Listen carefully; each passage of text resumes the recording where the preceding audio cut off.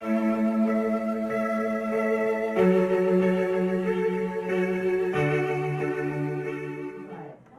the song that we're going to hear a little bit today is a Bob song, and it's called Revolution. So we're going to get into why I chose that song a little bit later, okay? So, like it was said, my name is Monique, and I am a social worker and therapist. I also have an organization called GYALLIVANT. We have some Gal fam in the building. Tashana, can you just say what for me? All right, so I started GYALLIVANT a while ago because I realized that we need community spaces, right? For so many of us, like we said before, the pandemic really did a number on our ability to connect. So GYALLIVANT, we went horseback riding last weekend. We have hikes, we have a book club, there's opportunities to connect. So I have a bookmark here. Everyone's gonna get a bookmark a little bit later today. But today my topic is cultural expressions of care, how we can cultivate conscious living. I often remind myself that wellness, caring for myself and caring for those around me is not just a destination, it's a journey, right? It's not just a destination, it's a journey. There's so many times that we're working, thriving to get to this place, but there's so much that we can learn along the way. Let's reflect on the journey that it took for us to get here today, in the rainstorm, what felt like a rainstorm, okay? But you all made it here, and you made it here because you saw value in your wellness, okay? So give yourselves a round of applause. As we reflect on the journey that took us to here today, we had to clear schedules. We had to make sure that the children, not me, but soon, we had to make sure that the children had their babysitters and that everything was ready. Tomorrow, Sunday, I don't know about you, but Sunday dinner has to get prepped. Like, there's a lot of things that takes you giving up a Saturday afternoon. So I just want to thank you for being in the room with us, okay? But often when we think about journeys, we think about the forward thinking, right? We think about the things that we need to do next. But what if I told you that a big part of journeying and a big part of the reason that you're here is because you had to look back? There was a part of you that had to say, there's something that I've already experienced about wellness that needs my attention, or there's something that I want to experience about wellness. And because you looked back, you were able to be here in this moment, okay? So you and I are gonna go down memory lane. We're just gonna ask to switch the slides. Sankofa.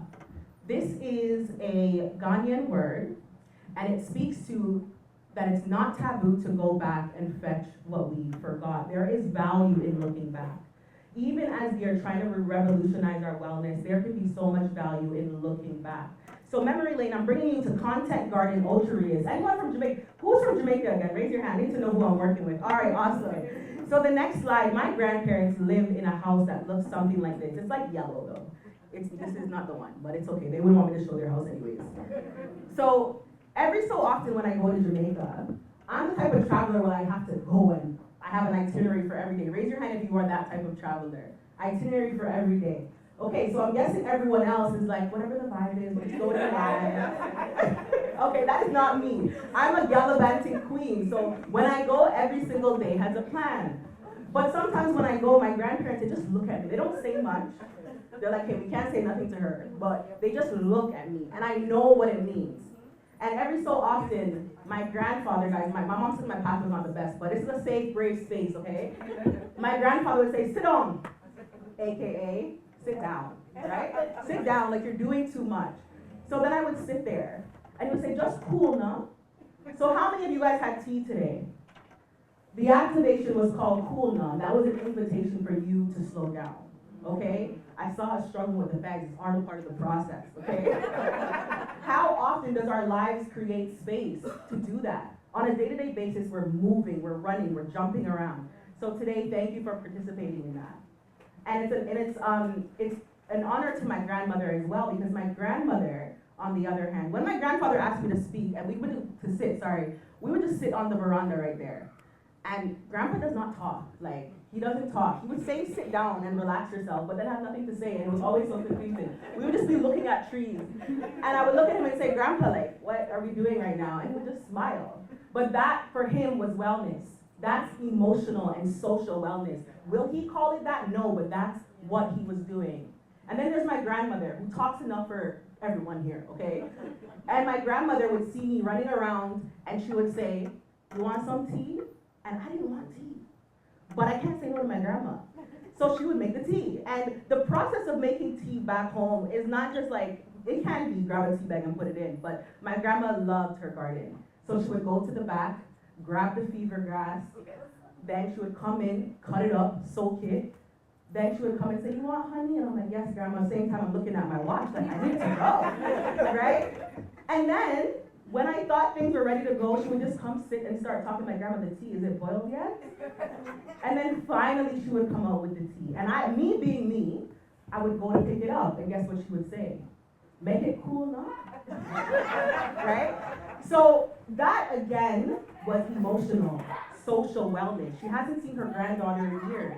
So this was an opportunity for her to show off her garden, environmental wellness, and the moment didn't cost anything, financial wellness.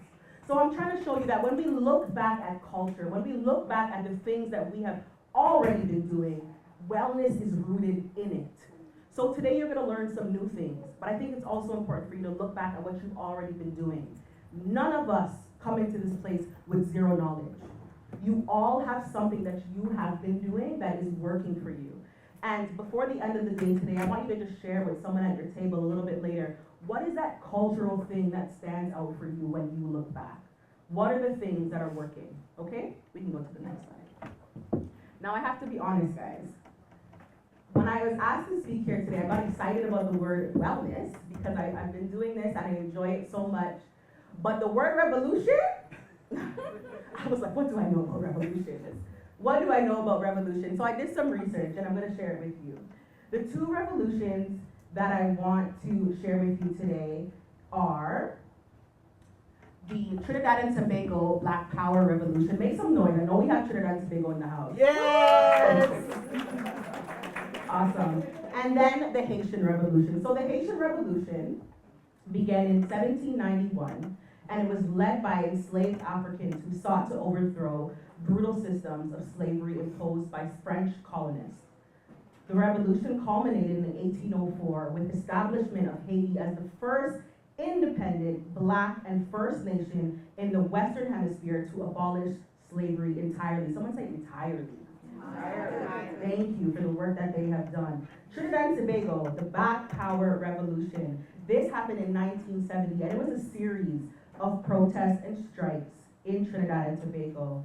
These strikes were aimed to address racial discrimination, economic inequality, and political representation for Afro-Trinidadians.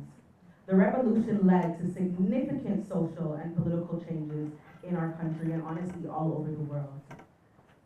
So just looking at the next slide, one thing that those revelations and today's revolution have in mind is revelation. It takes a revelation to create revolution.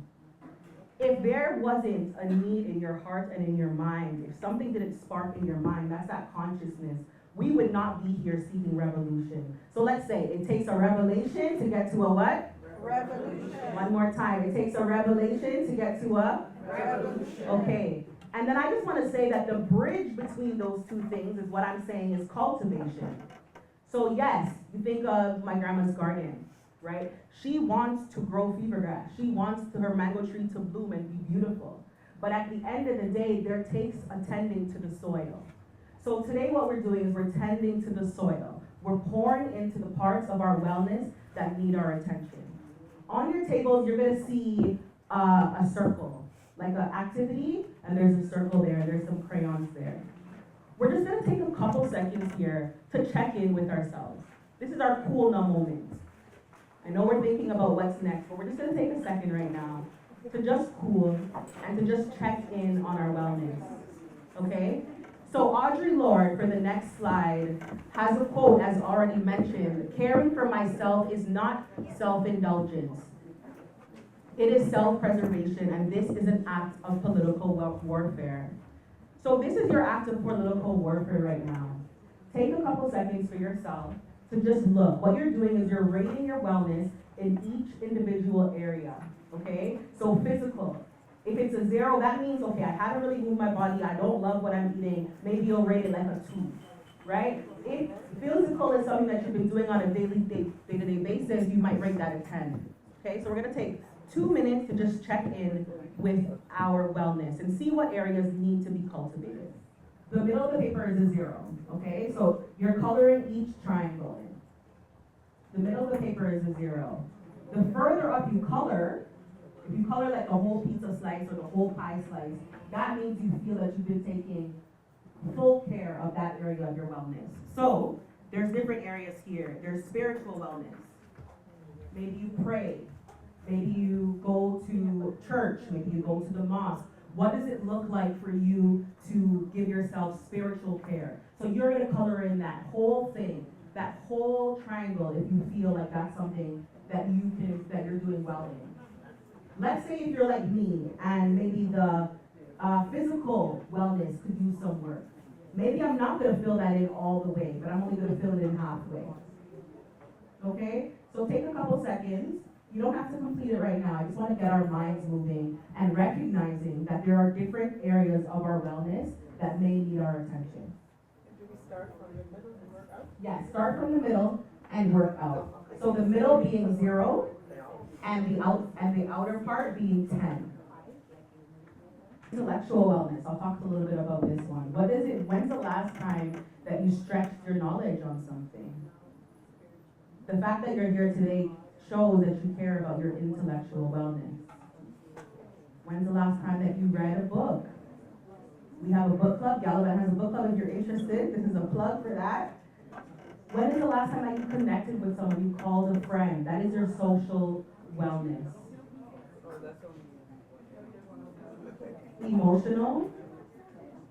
When is the last time that you let yourself cry? Crying is such a stigmatized thing. We feel like we can't cry, but every single time you cry, there's a release that is happening. When is the last time that you let yourself become visibly emotional? And environmental. That can be hard in Canada, in this cold. It can be really hard to get out there in the environment. But on the days where there is sun, on the days where you have the energy, have you gone for a walk? All right, I'm going to just bring your attention back. We're going to complete this a little bit later. But for the purpose of today's presentation, we're going to spend some time looking at emotional wellness, financial wellness, social and physical wellness. Now, there are some definitions here, and I have some prizes. I came with some prizes. So, if anyone, brave space, is brave enough to come up and read these definitions for the rest of the audience, they will get a prize. Yes, awesome. Can I invite you to the front?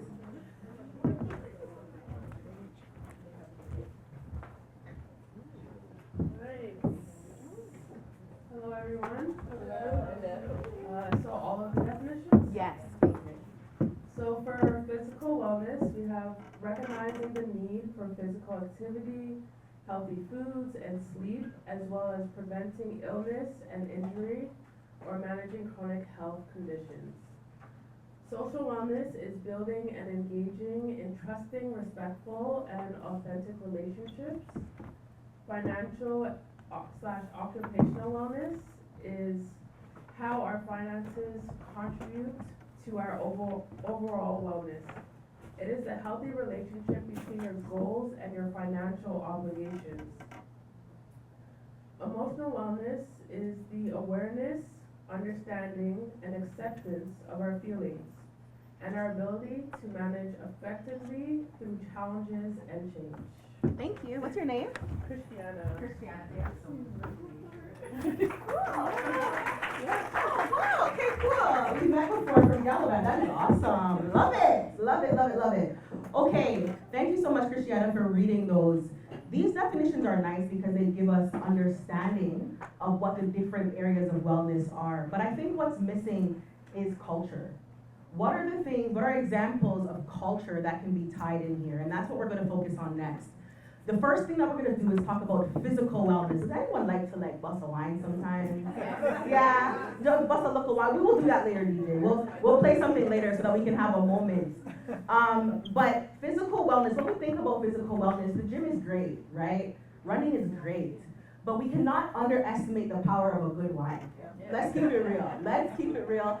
Actually, right now, GYALLIVANT is having a class called Juk and Jab. And what that is a soca kickboxing class. And I started that class specifically because there is so much healing that comes in us moving our bodies in ways that already feel familiar, right? We as Black women, we hold on to so much stress, and a lot of it in this area right here. What do you activate when you whine? This area right here, right? There is somatic healing that happens when we whine and when we move our bodies in these particular ways. So I want to talk to you guys about Caravana Carnival. Anyone going this year?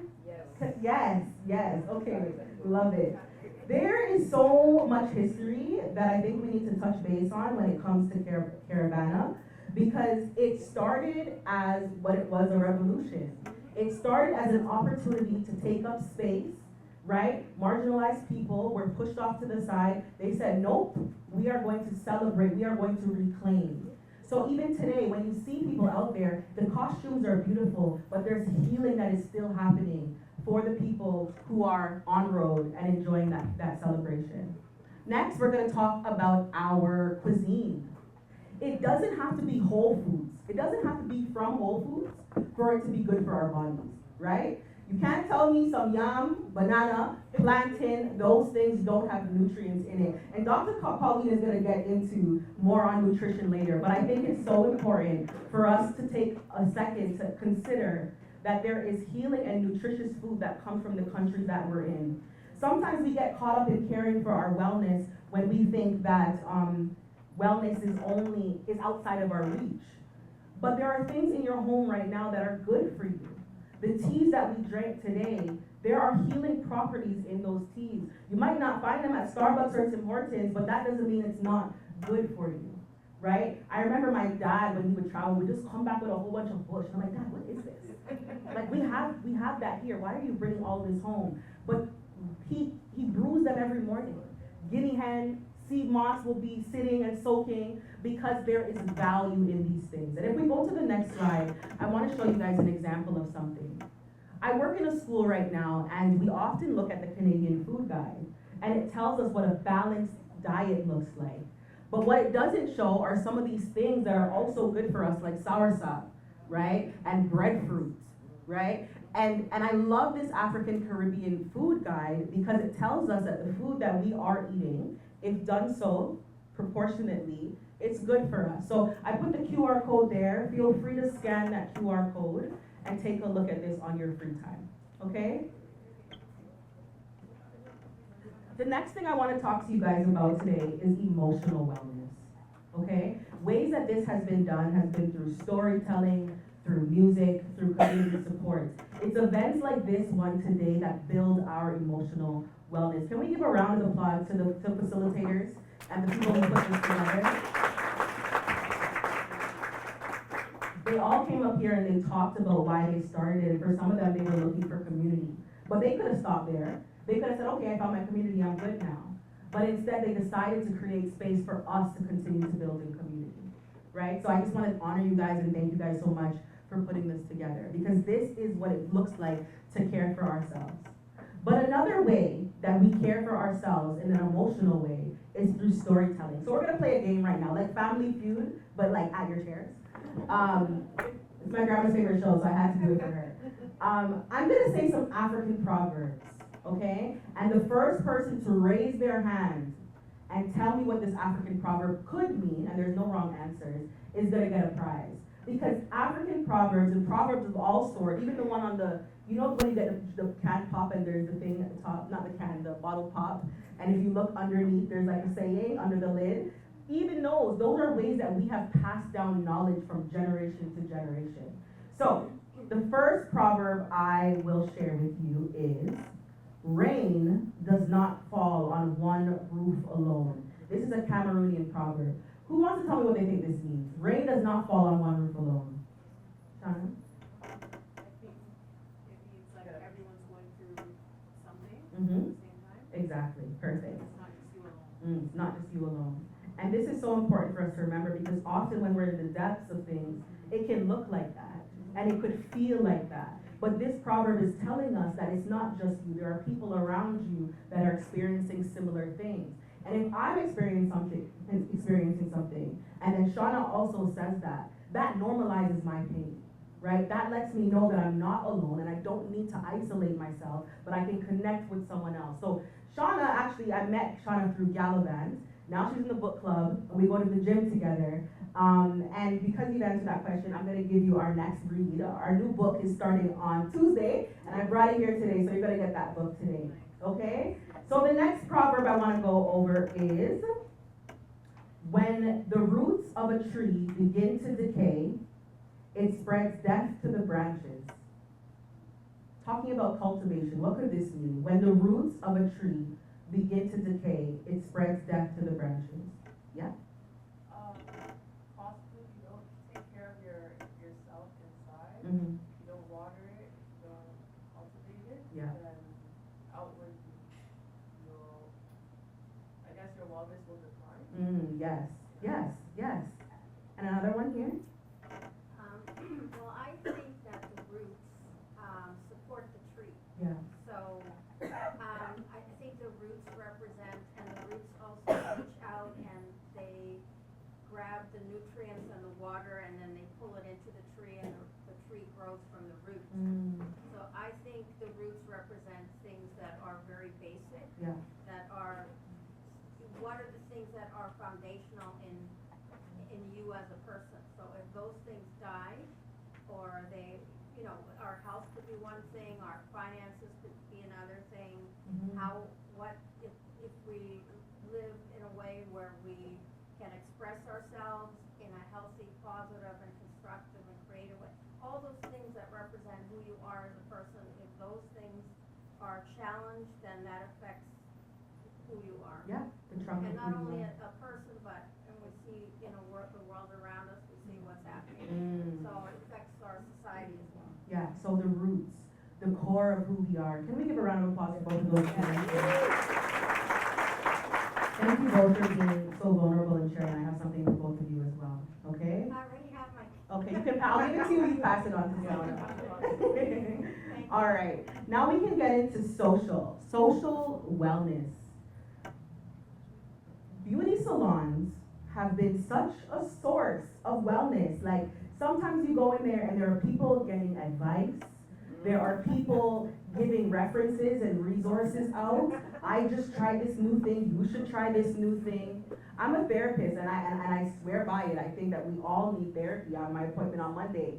But at the same time, at the times where I didn't have a therapist, when I didn't have someone to speak to in that way, it would be in these settings where I would be able to touch base with people who look like me and who are living lives like me and learn so much. And then there are barbershops. And then we can also go, my dad does this thing, it gets kind of loud in the garage sometimes. They'll be out there playing dominoes. And I'm looking at him like, can we wrap this up? But again, that is his social, emotional wellness. When do we see black men really sit and gather and speak? When they are doing this, I think it's important that we applaud them for their efforts, because we don't live this like we're black women in this space, but we also need our black men to be well. Yes. Right? Because in them being well, it contributes to our well. You can clap if you want that. It contributes to our wellness. Right? Ubuntu speaks to the fact that I am who I am because you are who you are. So if I am well, if my roots are well, it's going to pour out onto everyone else around me. Right? So I think it's important when we think about social wellness that it's not, oh, I'm just going to call her and check in. I'm just going to go for a walk. You don't know what that call or that walk is doing for that person's life, right? So do not underestimate the power of connecting with your peers. We can go next. Financial and occupational wellness. Can we give a round of applause for everyone that brought product to sell today in the vendors market here? And many of you have already purchased or will purchase, right? And at the end of the day, you're not just giving money to this person. You are pouring back into the community. Literally back into the community, and it's gonna come full circle for you. But even more importantly, you're pouring into someone's wellness. You're pouring into someone's dream. It takes so much effort to have an idea come to mind and then start a business, especially a lot of these businesses that are giving back to their community. So when we think about occupational wellness, we want to be intentional about where we're spending our dollar. I had a cousin in Jamaica who passed, but one of my favorite memories with her name was Yannick. I would say, Yannick, I need to get this thing, I need to get this thing, and she would be like, come, let me take you somewhere. And here I am, think we're just gonna go to the store around the corner. And she said, no, we're going to Market Back. We're going to Market Back. And then I'm like, okay, we would get there, and it would be like in the back of the markets, people selling items. And I said, okay, Yannick, I see it right there. She said, no, you have to get it from this Pam at the back. Right? But just to show you, she was so intentional about where she was spending her money. I'm like, Denise, why did we have to get it from her? Oh, because that's Denny's teacher. Right? So the people that you're pouring into, they are also working and living in these environments in our communities, and ultimately, they might be someone that you know and someone that can pour back into your life at some point. Another thing that I'll say is that as marginalized people, as Black people in society, let's be real. It can be difficult to navigate financial wellness. Things aren't set up for us in the best way, right? There are so many things that we're resisting on a day-to-day basis. But how creative is it that this African concept of susu started, and in Jamaica we call it partner. Anyone else call it someone else? Where, what is it? Boxan. Box? Box. Mox. Just box. Box, okay, box. But how creative is it that we have started these things in our community? Okay, so the bank won't give us something, but I really need an item. So I'm gonna put 2 hands into this drawer and I'm gonna wait for it to be my turn. Still don't know how it works, but I get a text and I say, Monique, you're late for your partner. Because at the end of the day, if these people are not giving me a loan, I can turn back to my community. Now, when we think about financial wellness, Western society is not gonna talk about this, right? And as we seek revolution, and we will get to revolution, I think it's so important for us to remember that a lot of the ways that we have already been living is revolutionary, okay? Super revolutionary. So we can go to the next slide. Right now, we're just gonna do a mindfulness activity. So if it feels safe enough, I'm gonna ask you to close your eyes or look down, whatever feels good. Again, this is a cool moment. We're relaxing, okay? I'm just gonna read something and I just want you to visualize. Like I said, for GYALLIVANT, we go for a lot of hikes. So I just want you to pretend you're on a hike. You're just walking on a hike. And then we're gonna come across a tree. I just want you to visualize that tree right now. We've talked a lot about starting this revolution, but before a revolution, there needs to be revelation and understanding and knowledge of what is necessary. And then a cultivation that happens. So you see a tree. Just start to visualize what that tree would look like. Starting at the roots. You can't necessarily see the roots, but imagine how deep they go.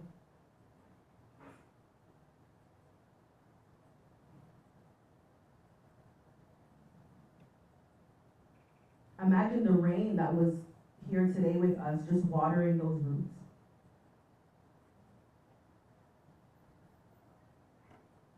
The roots represent your past, your culture and traditions.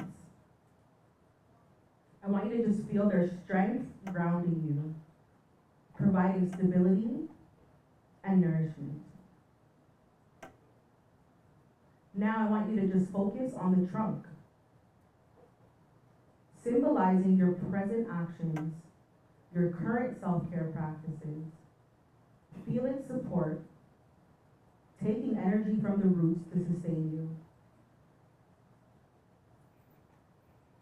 And as you finish focusing on that trunk, just shift your gaze to the branches. These branches represent growth and spreading impact of your efforts.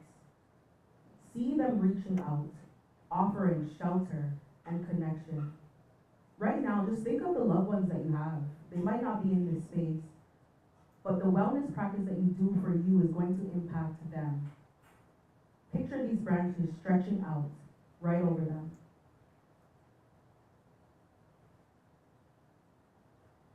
Finally, look at the leaves. And these leaves represent areas like physical, emotional, social, and spiritual wellness. See them flourishing, providing shade and protection, and symbolizing the ongoing legacy of wellness practice that will positively impact future generations. And when you're ready, I just want you to take a deep breath, the deepest breath that you've taken all week. your eye.